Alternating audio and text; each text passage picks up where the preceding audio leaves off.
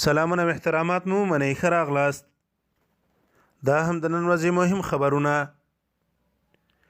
طالبانو د جنیوا کنفرانس ته په اشارې ویلي تیرو 2 لسیزو کې د ولس په نوم کېدونکې ټولې مرستې شخصي جیبونو ته تللي.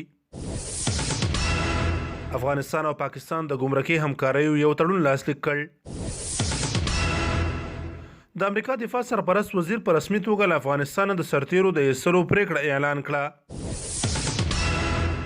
پاکستان کې د حکومت مخالف سیاسي ګوندونو مهمه غونډه کې بنسټیز اهداف وضع کړي. نیویارک ټایمز په یو راپور کې لیکلي که د امریکا هوایي بریدونه نه وای طالبان به اوس د کندهار په ښار واکمن وو. پاکستان کې د ایران د جیش العدل وسلوالې ډلې مشر وژل شوی. اسرائیلي ځواکونو د سوریې پر پلازمینه دمشق هوایي بریدونه کړي. د عراق بغداد کې د امریکا پر سفارت راکټي بریدونو کې مرګ ژوبله اوښتې. د خبرونو پای.